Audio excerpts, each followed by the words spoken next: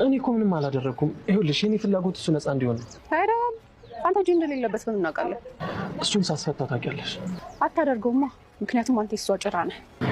ይኸውልሽ ሄዱ፣ እኔና አንቺ የምንተማመነው በዚህ ከሆነ አባዬን እንደማድነው ቃል እገባልሻለሁ። እሱን እናያለን።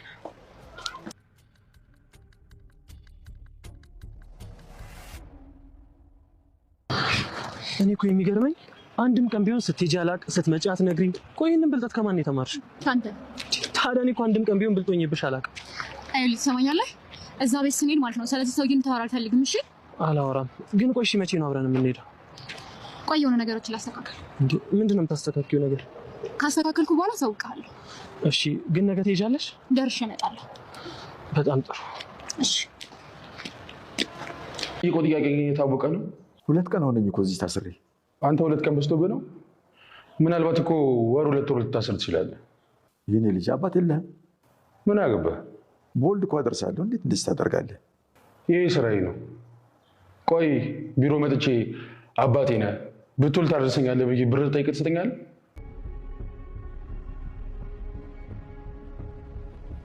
ይኸውልህ ቶሎ በል፣ አስፋልቱ ዳር ነኝ። ቶሎ በል።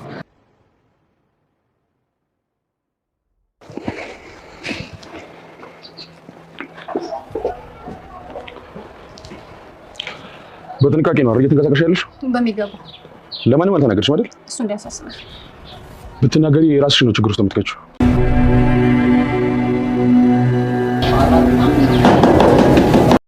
ዳኒ እንዴ አባዬ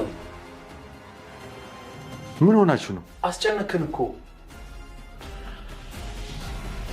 ለምን ትጨነቃላችሁ? ዳኒ ወደ ነካሌ ቤት የትና ወንድም መስሎ ከመጣበት ዕለት ጀምሮ ቴና አባባ ላይ በጣም የከፉ ነገሮች ለማድረስ ስትሞክር በፍጹም አይፈቅድላትም ነበር። በትራስም አፍና ለመግደል መርዝም ለመስጠት በፍጹም አይፈቅድላትም ነበረ። አባባ ላይ ምንም አይነት ጉዳት እንዲደርስ አይፈልግም ነበረ። ዛሬም ቴና የሰማይ ስባሪ የሚያክል ሰው አብሯት እንደሚሰራ እና ሌሎችም የሚያግዟት እንዳሉ እየነገረችው ነበር። ይህንም ሳይፈራገድ ዳኒ ከአጋቹ ጋር ፊት ለፊት ለመጋፈጥ ሄዷል። ምንም አይነት ፍርሃት ሳይሰማው በርም እያንኳኳ ነበር። በመጀመሪያም ዳኒ ለትሁት ቃል ገብቶላል ነበረ። አንቺ ከኤደን ጋር አስታርቂኝ፣ እኔም አባዬን ለማትረፍ እጥራለሁ እያለ ነበረ። ትሁትም ለኤደን ዳኒ መልካም ሰው እንደሆነና አልማው ገንዘብ በአቋራጭ አግኝቶ እሷ ጋር መኖር እንደሆነ እየነገረቻት ነበር። ኤደንም እኔ እናንተ ብዬ ነው እንጂ ወደዚህ ቤት የሚመጣው እኔ እሱን አይኑ ማየት አልፈልግም፣ አይኑ ማየት አስጠልቶኛል እያለች ነበረ። ትሁትም እባክሽ ኤዱን ዳኒን ቅረቢው እባክሽ ኤዱ፣ አሁን አባዬን ነፃ ልናወጣው የምንችለው በዳኒ በኩል ነው እያለቻት ነበረ። ዳኒ በር ተከፍቶለት አባባን ለማየት ቸኩሏል። ዳኒ በሩ ሲከፈት ምን ይገጥመው ይሆን? ሰላም ጤና ይስጥልኝ ውድና የተከበራችሁ በመላው ዓለም ያላችሁ ኢትዮጵያውያን ታውቁታላችሁ። እግዚአብሔር ይመስገን ደህና ነኝ። ትሁት ድራማ ወይም ደግሞ የግፈኛው ሚስትና የሰራተኛዋ ፍጥጫ ክፍል 41ን አብረን እናያለን። አባባም ላጋችሁ እባክህ ልጄ ስልክ አስደውለኝ ለልጄ ተጨንቆ ይሞታል እያሉ ነበረ። አጋቹ ትቀልዳለህ እንዴ? አንተ ደወልክ ማለት እኮ ፖሊስ ይመጣል፣ ደግሞ እኔ ራሴን አሳልፌ መስጠት የምሰጥ ይመስላል እያለ ነበር። እናም በበኩሏ አባባ እንደዛ በቁጥጥሯ ስር በመዋሉ በጣም ደስተኛ ናት። እጅግ በጣም እየተደሰተች ነው። ምንም እንኳን አጋቹ የምትፈልገውን ነገር ባያደርግላት አስርባቸው ብትልም ሊያስርባቸው አይፈልግም። መታልኝ ብትልም ሊመታቸው አይፈልግም። ዳኒም የሆነ ሰዓት ላይ ለአይኔ ሁሉ አስጠልተሽኛል፣ በቃ ጠልቼሻለሁ እያላት ነበር ቴናን። ቴናም ከልቡ አውጥተው ነበር ከልቧ። በጭራሽ ምንም አይነት ሚስጥር ልትነግረው ፈቃደኛ አልነበረችም።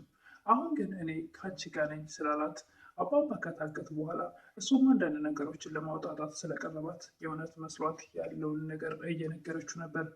ምንም እንኳ በግልጽ ወስዳ አባባ ያሉበትን ባታሳየው፣ እሱ ግን ከኋላ ከቅርብ ርቀት እየተከታተለ ያሉበትን ለማየት ችሏል።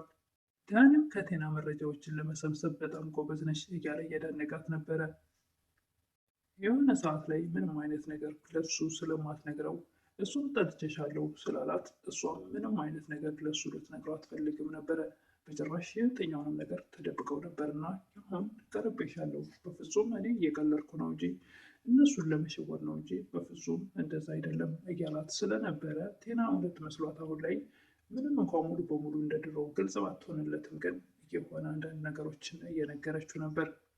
ዳኒም ለትሁት ቴና በጭራሽ ያሉበትን ቦታ ልታሳወኝ ፈቃደኛ አይደለችም።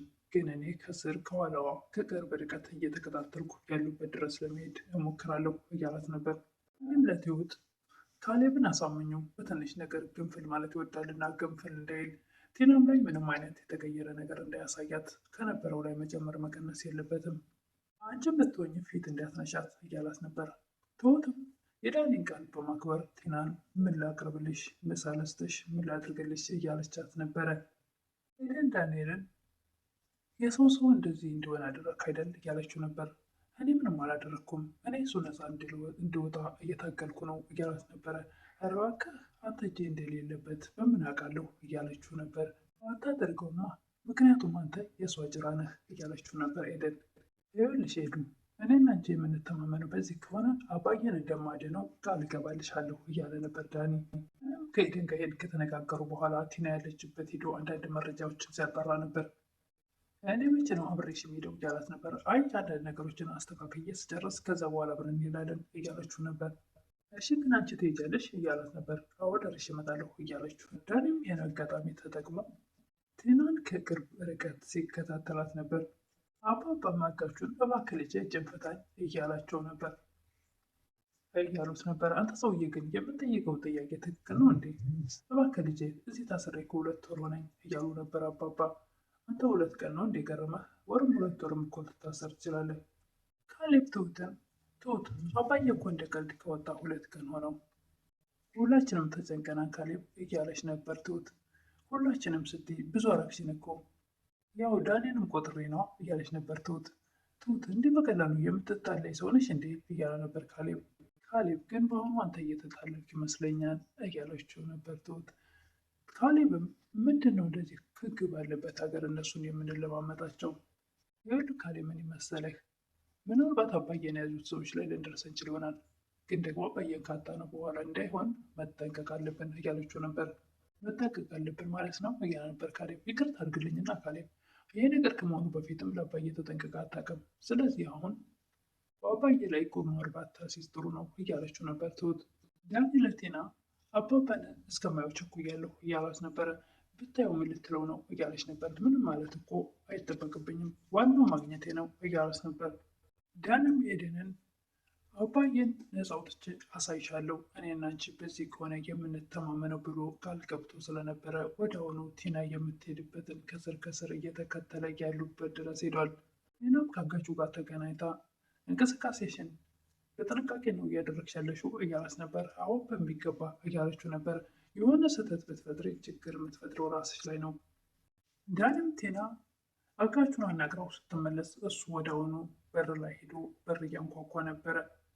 ዳኒ ምን ይገጥመው ይሆን?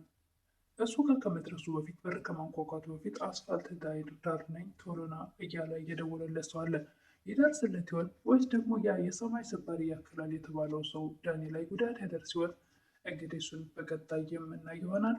ለምታበረታቱኝ እህቶቼ ምስጋና ከልብ ነው። አዲስ የሆናችሁ ደግሞ ሰብስክራይብ እያደረጋችሁ ቤተሰቡ ነው ላለሁ አመሰግናለሁ።